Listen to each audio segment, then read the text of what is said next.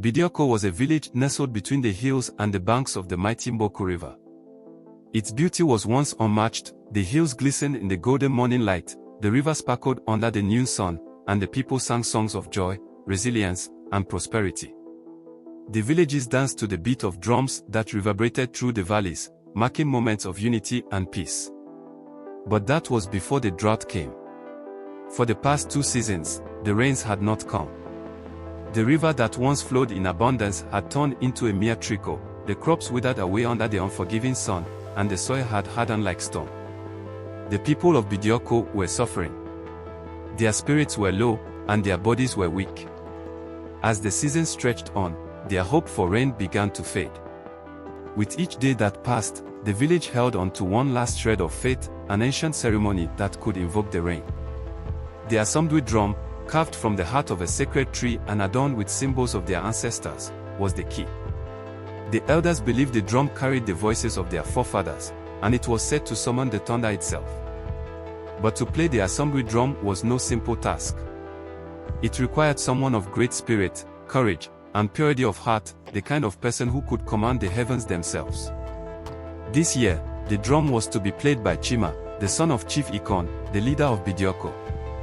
At just 14 years old, Chima was barely old enough to inherit his father's responsibilities. Yet, his father's illness had left him with little choice. The people expected him to be the village's hope.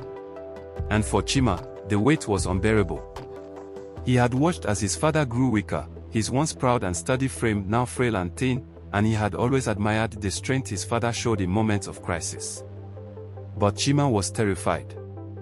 It was early evening when Chima found his father sitting alone by the fire. The golden hues of dusk flickered across the sky, and the air had cooled slightly, a reprieve from the heat of the day. The fire crackled and popped, the warmth of the flames mingling with the cool breeze. Chief Ikon's face was calm, though the lines on his forehead deepened with age. His eyes, once sharp and full of life, now seemed lost in thought. When he saw his son approach, a faint smile played at the corner of his lips. "Chima," his father said, his voice soft but strong, "come sit with me." Chima did as his father requested, sitting beside him in silence. The two watched the flames, each lost in their own thoughts. Finally, Chief Ikon spoke again. "I know you're worried, son. I can see it in your eyes." Chima turned his gaze to his father. "Father, I'm afraid. What if I fail? What if the thunder doesn't come?" Chief Ikon smiled gently, his voice filled with the quiet wisdom of years spent leading. "Fear is natural, my son. I too was afraid the first time I played the drum. But the ancestors chose you, just as they chose me before you. The assembly drum does not require a perfect man. It requires a man who is willing to listen, to trust, and to lead with his heart." Chima's fingers twitched nervously at his side. He had been dreading this moment for so long. "But I am not ready, father. I am still just a boy. The people, they will expect too much of me." Chief Ikon placed a hand on Chima's shoulder. "Chima, you are not alone. You have the strength of our ancestors with you. You have your family, your people, and you have the spirit of the drum. Trust in that." Chima nodded slowly.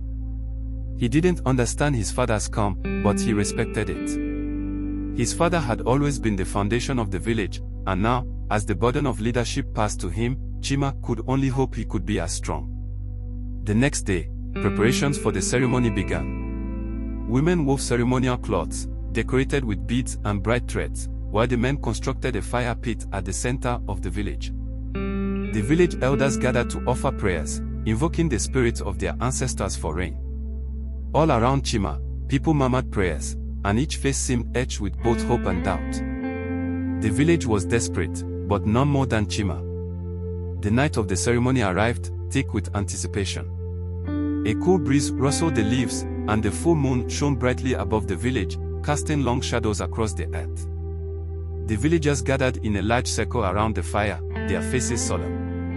The fire crackled as it consumed the offerings of food and herbs. The scent of smoke mingled with the earthy aroma of the land, and the sound of soft chanting filled the air. Chima stood alone beside the assembly drum, the weight of his responsibility heavier than he could bear. His hands were clammy, and his heart pounded in his chest. The drum, standing tall and proud before him, seemed to pulse with its own ancient rhythm. Its smooth, polished surface gleamed in the moonlight, its leather stretched taut and waiting for the first beat.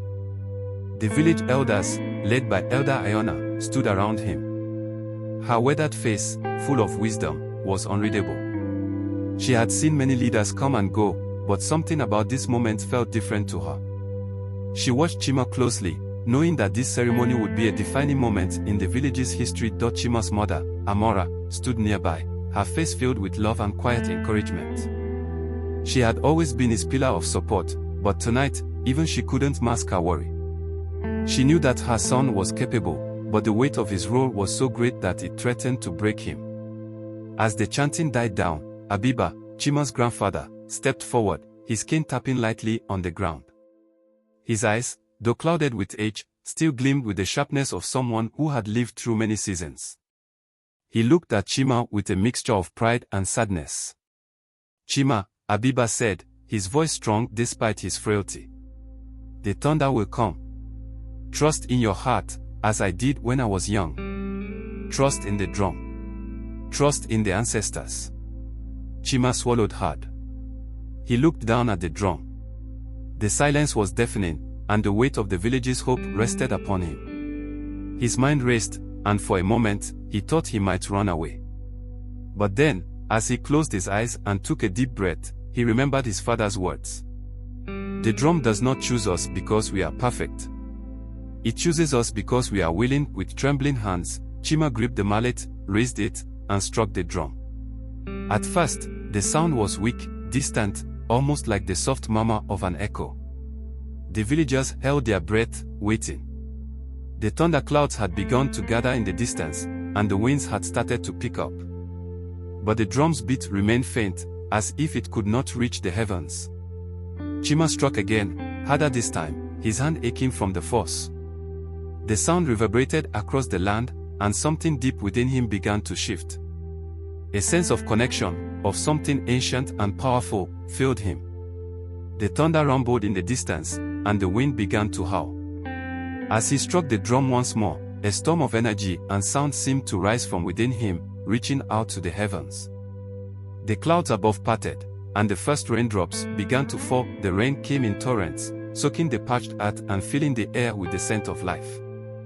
The villagers gasped in awe as the sky opened up, flooding the land with water. The crops would grow again, the river would swell, and the village of Bidioko was saved.